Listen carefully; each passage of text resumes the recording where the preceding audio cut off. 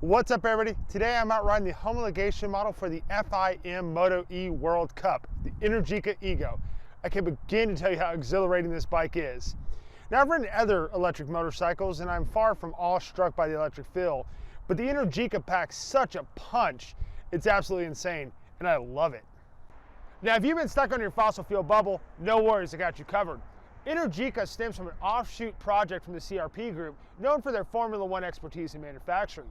They then transferred that knowledge onto the Energica EGO, creating one of the fastest road-going production electric bikes on the market. Where the Energica EGO displays its prowess over other electric brands is the oil-cooled brushless motor. In sport mode, it makes 135 horsepower and an astounding 143 foot-pounds of torque. 11.7 kilowatt-hour battery supplies juice to the motor. Now, most of the technology on the Energica is housed in the electronics. That's because the frame has all but been perfected by the motorcycle industry. This one runs a steel tubular trellis frame, paying homage to the great Tamburini design. The front forks are fully adjustable 43mm Marzocchis, and the rear runs a Bitubo single shock. Braking is provided via Brembo with 330mm disc up front and a 240mm disc in the rear. Bosch programs the ABS unit and has an on-off switch in the dashboard. The cast wheels increase rotational mass and are wrapped in Pirelli Diablo Rosso 3s with a 120/70/17 front and a skimpy Ford's power 180/55/17 rear. So join me as we take out the Energica EGO on a test ride and see how it handles a variety of riding situations.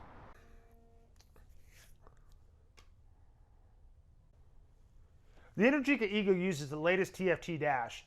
On the main screen, you can see information such as RPM, miles per hour, your trip, of course your battery indicator, and general information on the very top. Scan over, you can set your lap timer, your watt hours per mile, and also see live action foot-pounds of torque used and kilowatts used. Back to the main screen, clicking the front left button will actually set up what mode you want to ride in: Eco, Standard, Wet, and Sport. On the other side, we have Region, Off, Low, Medium, and High. Clicking that, you have to decide on if you want ABS on or off. Confirm your choice. If you do choose off, it will flash. Now, to start the bike, you have to hold the brake lever in and push the starter button. It gives you the go arrow. Holding the starter button once again will put you in reverse mode. Reverse mode is slightly under 2 miles an hour, but it gets you out of a hilly parking spot. Hold the starter button again, and you're back to going forward. What's cool about the Energica EGO is the lack of a conventional gearbox. You twist, you go. It's as simple as that. You don't have to worry about what RPM you're at, what gear you're in, having to upshift or downshift due to traffic.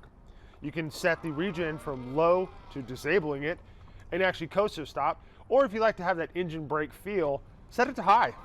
The ride-by-wire throttle is accurate, reacting almost instantaneously to give the motor controller proper input.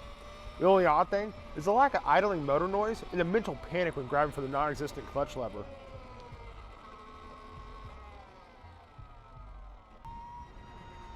The Energica handling is well sorted, and the Bitubo rear shock combined with the Marzocchi front forks did well for me on the back roads. Sweeping corners, tight decreasing radius, it did just fine through all of them. The rear sets are a tad relaxed in my opinion. I found myself pushing higher to a more aggressive position with my toes. After all, I'm not using my left foot anyways. The 140 foot-pounds of torque quickly appears as you throttle on, turning the speedometer to a frantic rushing of digits. The straight-cut gears are extremely loud and sound like a mix between a jet engine takeoff and a Whipple supercharger at high RPMs.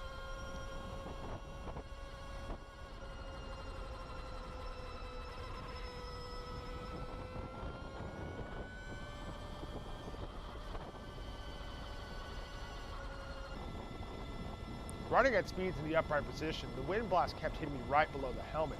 I didn't find this to be tiring or unbearable. However, to be honest, I found myself tucked below the well-accommodating windscreen most of the time as I experienced quick exploits of power passing traffic as if they were standing still. The throttle positioning is actually quite nice as it does not have the twitchy feel that other ride-by-wire throttles have.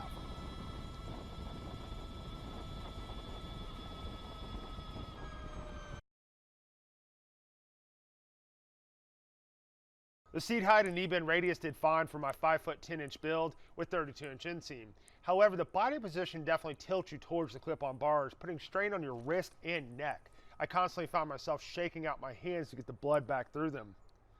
The saddle was surprisingly comfortable, but every time I put a leg down and put it back up, it kept pinching my thighs. For comfort, I'd give it a 6. While the lack of a manual transmission combined with adjustable region settings are fantastic for commuting, there's a few things that still tick me off.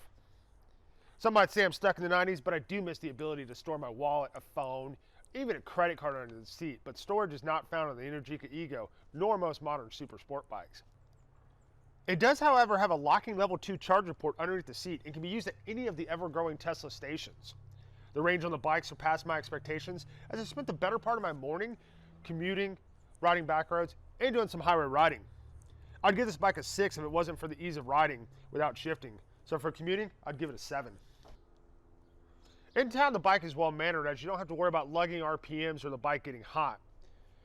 The whine heard from the straight cut gears though, combined with the chain slapping, can be a little overwhelming as it's a constant noise. A noise that easily can be avoided by running a direct drive with a belt setup. The turn radius is on par for most super sport bikes. It might require a little more space to back out of parking spots or take tight corners. For in-town riding, I'd also give it a 7.